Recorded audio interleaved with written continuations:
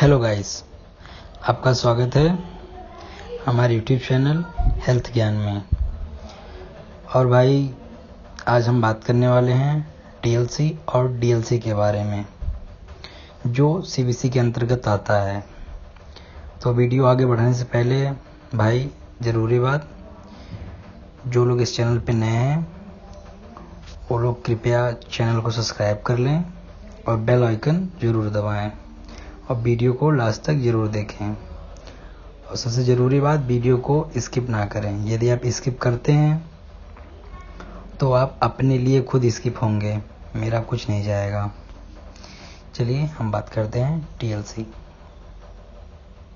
DLC और TLC सफ़ेद रक्त कोशिका की गिनती डब्ल्यूबीसी काउंट रक्त में मौजूद सफ़ेद रक्त कोशिकाओं की संख्या डब्ल्यूबीसी काउंट को गिनने के लिए की जाने वाले एक प्रकार की खून जांच है, जिससे आपके स्वास्थ्य का मूल्यांकन किया जा सके। टीएलसी और डीएलसी जैसी खून की जांच किसी भी बीमारी का पता लगाने के लिए की जाने वाली शुरुआती जांचें होती हैं। ये दोनों जांचें सामान्य रक्त जांचों जैसी है, जो यह बताते हैं कि रोगी को कोई अंदरूनी बुखार, मूत्र संक्रमण, एनीमिया, डब्ल्यूबीसी का स्वास्थ्य, खांसी, संक्रमण या अन्य कोई और खून से संबंधित समस्या आदि तो नहीं है।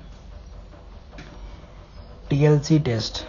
टीएलसी या डब्ल्यूबीसी काउंट एक प्रकार की खून जांच है जो सफ़ेद रक्त कोशिकाओं की संख्या डब्ल्यूबीसी काउंट का मूल्यांकन करता है, जिसे ल्यूकोसाइट के रूप में भी जाना जाता है। ल्यूकोसाइट्स हमारे शरीर के रक्षा तंत्र का आवश्यक अंग है, क्योंकि ये संक्रमण से लड़ते हैं। अब बात करते हैं डीएलसी टेस्ट। डीएलसी रक्त परीक्षण के द्वारा हमारे शरीर में हर एक प्रकार के डब्ल्यूबीसी का प्रतिशत नापा जाता है। हमारे रक्त के सामान्य रूप से 5 प्रकार डब्ल्यूबीसी होते हैं। स्वास्थ्य वयस्कों में डब्ल्यूबीसी और उनके प्रकारों का प्रतिशत और सामान्य सीमा निम्नानुसार होता है, जैसे कि न्यूट्रोफिल या बहरूपा 40 से 60% होता है, मोनोसाइट्स 2 से 8%, लिम्फोसाइट ये 20 से 40% होती है, इस्नोफिल्स 1 से 4%, बैंड या युवा न्यूट्रोफिल 0 से 3, बेसोफिल्स 0.5 से 1%। ल्यूकेमिया और अन्य विभिन्न प्रकार के संक्रमणों का पता भी लगाया जा सकते हैं। टीएलसी और डीएलसी जांच आपके डॉक्टर को एक बुनियादी विचार देते हैं, जिससे वो ये जान सके कि आप किस तरह की बीमारी से पीड़ित हैं। यह डॉक्टरों को यह जानने में मदद करते हैं कि आपके शरीर में कोई स्वास्थ्य समस्या है और वह कितनी गंभीर हो सकती है। साथ ही टीएलसी और डीएलसी की किसी भी तरह की समस्या होने पर आपके इलाज का प्रभाव कितना है, इसकी संतुष्टि जांचने के लिए भी किया जा सकता है। सफ़ेद रक्त कोशिका डब्ल्यूबीसी क्या है? WBC count. क्या आप जानते हैं कि सफ़ेद रक्त कोशिकाओं को ल्यूकोसाइट्स भी कहा जाता है, जो मानव शरीर में वायरस, रोगाणु और बैक्टीरिया पर अपना हमला करके हमारे शरीर को संक्रमण से लड़ने में मदद करते हैं। इसीलिए सफ़ेद रक्त कोशिकाओं को प्रतिरक्षक भी कहा जाता है, क्योंकि ये रोगों से लड़ने में सहायक और हमारे शरीर की प्रतिरक्षा प्रणाली का एक महत्वपूर्ण हिस्सा होते हैं। वैसे तो सफ़ेद रक्त कोशिकाएं हमारे अस्थिमज्जा से उत्पन्न होते हैं, पर ये खून के साथ हमारे पूरे रक्त प्रवाह में घूमती रहती हैं। एक स्वस्थ वयस्क मानव के खून में सफ़ेद रक्त कोशिकाओं की सामान्य सीमा 4000 से 11000 सफ़ेद रक्त कोशिकाओं की प्रति माइक्रोलीटर या रक्त के क्यूबिक मिलीमीटर मिमिक्री के बीच होती है। हालांकि यह संख्या महिलाओं और पुरुषों में अलग अलग हो सकती है और साथ ही स्वस्थ बच्चे और युवा में उम्र के आधार पर भी अलग हो सकती है। देखा गया कि आमतौर पर सफ़ेद रक्त कोशिकाओं की संख्या डब्ल्यूबीसी स्वस्थ बच्चे और युवा से अधिक होती है। सफ़ेद रक्त कोशिकाओं के प्रकार। मानव शरीर में सफ़ेद रक्त कोशिकाएं 5 प्रकार के होते हैं: लिम्फोसाइटों, मोनोकिट्स, न्यूट्रोफिल, बेसोफिल्स, इओसिनोफिल्स। टीएलसी या डीएलसी एक परीक्षण क्यों किया जाता है? यह शरीर में किसी भी एलर्जी, संक्रमण सूजन, रक्त कैंसर जैसे लिपोमा या ल्यूकोमिया या दवाओं की वजह से होने वाले दुष्प्रभावों की जांच और उनका पता लगाने के लिए किया जा सकता है। यह टेस्ट जीर्ण और तीव्र संक्रमण के बीच अंतर करता है। टीएलसी टेस्ट आपके द्वारा करवाए जाने वाले नियमित चेकअप में शामिल हो सकता है और बॉडी चेकअप में किए जाने वाले जांचों का एक हिस्सा भी हो सकता है। यह परीक्षण कीमोथेरेपी के रोगियों के लिए फॉलोअप जांच अनुवर्तित परीक्षण के रूप में किया जाता है। अगर टीएलसी बढ़ा हुआ आए तो इसका क्या मतलब होता है? एक मानव शरीर में सफेद रक्त कोशिकाओं की संख्या बढ़ जाने से संक्रमण होने का खतरा और भी बीमारियों से लड़ने की क्षमता कम हो जाती है और आपके शरीर को व्यस्त स्वास्थ्य संबंधित खतरे अधिक हो जाते हैं। इसीलिए शरीर में सफेद रक्त कोशिकाओं की संख्या WBC बढ़ जाने की स्थिति को ल्यूकोपेनिया के नाम से जाना जाता है। ल्यूकोपेनिया होने का खतरा उन रोगियों को अधिक होता है जो कीमोथेरेपी से गुजर रहे हैं। सफेद रक्त कोशिकाओं की संख्या बढ़ने की वजह वायरल, फंगल, बैक्टीरियल या आघात परजीवी संक्रमण, सूजन, गाउट के तीव्र चरण, आमवाती, गठिया संयोजी ऊतक विकार या मूत्र संक्रमण भी हो सकते हैं, जिसकी वजह से रक्त कैंसर जैसी जानलेवा बीमारी भी हो सकती है। कुछ सामान्य परिस्थितियां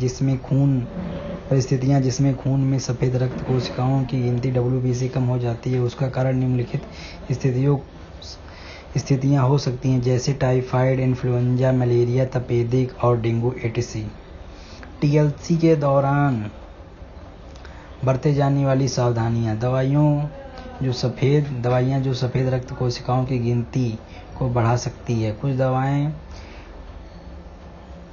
कॉर्टिकोस्टेरॉइड्स, एल्ब्यूटेरोल जैसे प्रेडनिसोन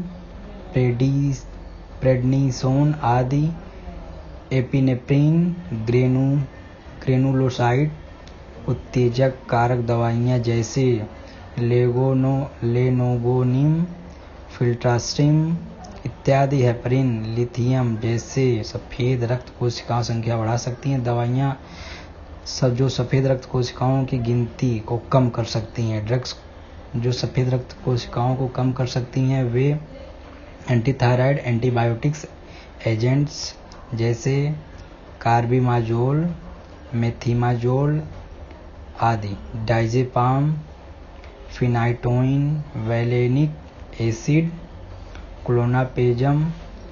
क्लोनाजेपम आदि, क्लोजापाइन, कैप्टोप्रिल मूत्रवर्धक जैसे हाइड्रोक्लोरिजा, सल्फोनेथोक्साजोल, फ्यूरोसिमाइड, सल्फिक्सोकाजोल आदि, टेरबिनाफाइन, क्विनिडाइन, टिक्लोपिडाइन और एंटी कैंसर ड्रग्स जैसे सल्फोनामाइड्स। टीएलसी जांच से पहले अपनी वर्तमान बीमारी के बारे में आपको पहले से बीमारी है तो आप कोई दवा ले रहे हैं, इसके बारे में अपने डॉक्टर को जरूर बताएं। पैथोलॉजी परीक्षण के पैरामीटर: मोनोसाइट की गणना, लिम्फोसाइट की गणना, बेसोफिल्स की गणना, न्यूट्रोफिल्स की गिनती और इस्नोफिल्स की गिनती। टीएलसी को कुछ अन्य और नामों से भी जाना जाता है, जैसे total WBC count, automated blood, TLC automated blood, TC automated blood, total white blood cells count, automated blood, TC total WBC count, total white cell count, total leukocyte count के रूप में भी जाना जाता है। टीएलसी और डीएलसी रक्त जांचने से पहले क्या करनी चाहिए? वह सफेद रक्त कोशिका गिनती परीक्षण के लिए विशेष तैयारी की आवश्यकता नहीं, लेकिन टीएलसी करवाने से पहले आप ब्लड डॉक्टर की जरूर सूचित करें कि आप किसी प्रकार की बीमारी या एलर्जी के शिकार हैं या किसी भी तरह दवाइयों का सेवन कर रहे हैं,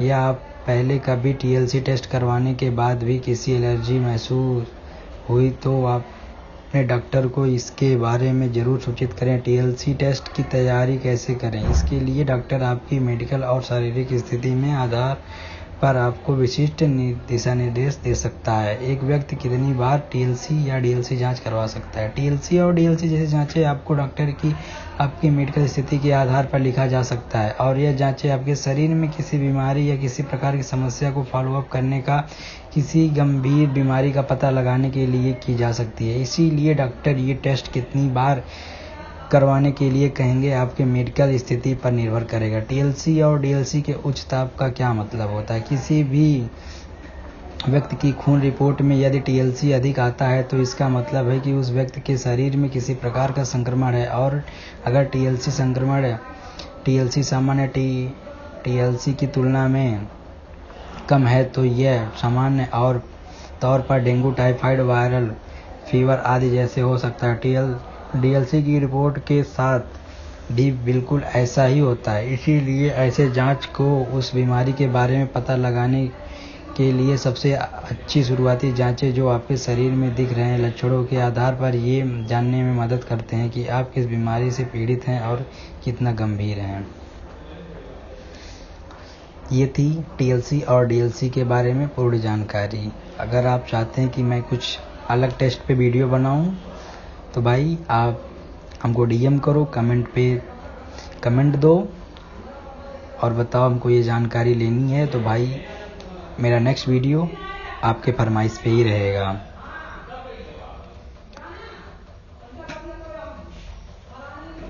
तो भाई वीडियो अंत तक देखने के लिए धन्यवाद। अब हमारे आप वीडियो को लाइक कर लें, शेयर ज़रूर कर लें, आप अपने मित्र को बताएं जानकारी के बारे में। वीडियो देखने के लिए धन्यवाद। जय हिंद, जय भारत।